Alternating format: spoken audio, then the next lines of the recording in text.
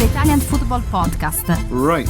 Next question comes in from Anthony Sormani. He says, after his horror performance against Belgium, should not only Italy but also Roma move away from Lorenzo Pellegrini?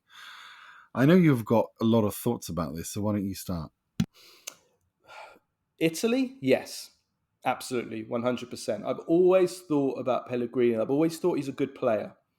But I've never thought he was of the level required for a top team, whether that's a top club team or for the Italy national team, or for an Italy national team that has ambitions to try and go all the way and challenge and win, Euros, World Cups. I've never thought he has the ability or even the potential to be of that level. I think he's lacking physically. He's too slow for me. And he's also lacking a bit mentally as well. I think he's not the strongest mentally, and we've probably seen that over the last week as well. So I just don't think, I just don't forget about the red card. Bit unlucky, a bit silly, but a bit unlucky as well. That can happen. That can happen to anyone. You go in for a challenge, you lunge. So it's not judged based just on the fact that he got a red card. It's just based on something that I've always felt.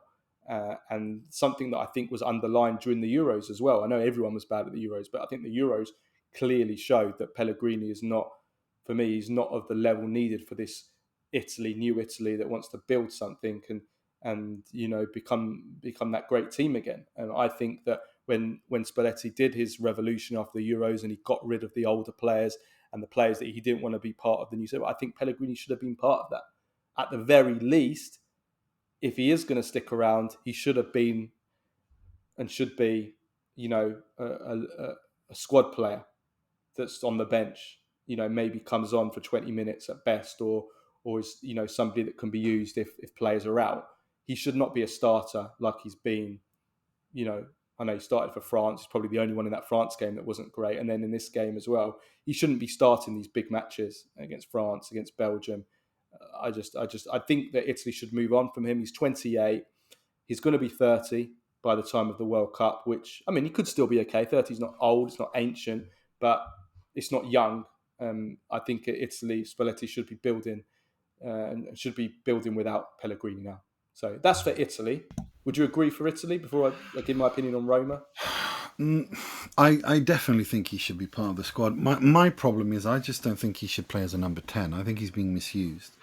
I think he should. I think the only way to use him is the way that De Rossi used him, and that's, I think he was really, really good then. I think he should be a left centre mid as a mezzala, with two players next to him. In a three-man midfield. I think that's probably where he's at his best. But in order to do that, given that he's not exactly the most dynamic person in the world, he needs to have someone with an engine next to him. I think his set pieces and corners, I think free kicks, I think he does have something to offer. But if Tonali, Ricci, Barella are going to play like this, there's no room for him. Like, it's that the best midfield right now is Ricci, Tonali, and Barella. And so they should start, but I just think that for me, he's Italy needs to move on from him. For Roma, you speak to a lot of Roma fans, and they feel that a lot of Roma fans can't believe that he's still in the Italy setup for starters. Yeah. But a lot of Roma fans actually don't want him playing for Roma. Part of that is, and I think maybe this is a bit unfair, I don't have any information on this. Part of this is that Pellegrini seems to have got the blame for both Mourinho and for De Rossi getting the sack. I don't know why that is. Do they have any information? Is Pellegrini supposed to have done something behind closed doors and asked for the sacking? Or is it because he's, one of the senators that they see it as, well, they wouldn't have made that decision without going through Pellegrini first? I don't know. That I can't answer on, but in terms of performance, I don't think I think he had a bit of a uptick for 2 or 3 months after De Rossi came in for Mourinho. Kind of in January, February, March, he started playing really, really well. But if you actually look at his numbers over the last few years, he's without an open play goal since February. He hasn't scored an open play since February for Roma. And he also, I remember, when he was playing under Mourinho, he went a period at one stage under Mourinho, if I remember rightly, without scoring an open play goal for Mourinho for over a year as well.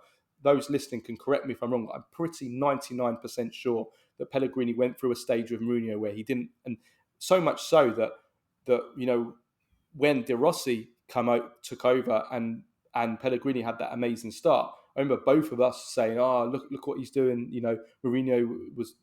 Pellegrini was dying under Mourinho, and look, all of a sudden he's just come to life under De Rossi. He's got the best out of Pellegrini. I remember us saying that. So I mean, when you look at it over a long period, you can see that it's not just about goals, but that's not good enough for kind of an attacking midfielder, player that plays quite advanced to go this period of time. 8 months now without an open play goal, having gone a year before under Mourinho without an open play goal. I mean, that's abysmal, and that shows that it's a systematic issue and it's not just bad form. So based on that, definitely not for Italy, but also, Roma he needs to be doing better for Roma as well. Oh, I do definitely think he should be doing better for Roma. I think that's more where I'm disappointed with him than Italy. I think it's a shame because I think the player does have talent. I think he's got quality, but he's never really been able to consistently express that for Roma. And as a result, in Italy as well. But I compare him, Nima. I think I said this before. I compare him a bit to Alberto Aquilani as well. yeah, I that's a think, fair. Yeah, yeah. kind of Roma born, come through the system, was going to be like the next, Totti, De Rossi kind of figure at the club. Lots of talent, lots of technical talent, very elegant, silky player, good on the eye, had that kind of star nature to him, also in kind of his appearance as well, if you know what I mean, but never was never able to be that player that he was tipped to be, and maybe was overrated for that reason, coming through, that he never really was that next star, that Totti De Rossi. He never was going to ever be that Totti De Rossi level, and obviously Aquilani also struggled with injury, Aquilani, and never made it. Injuries destroyed his career. Yeah, they definitely hurt his career. But he was a disaster at Liverpool. Then he went to Juventus. He was all right one season at Juventus, I remember, but he never became that player. And Pellegrini, I think, has gone the similar route. Really, he's never become that player. Bit flaky, I think as well. Both flaky players, mentally flaky. I think that's fair, and I think Aquilani is a reasonable comparison. He's also a player who I expected lots of things from, and I was really disappointed. I loved him. He could have potentially been a fantastic player, but it just didn't happen. I think injuries really ruined him, and then there was turbulence, and Roma decided to go somewhere else. I can see the comparisons to Pellegrini for sure.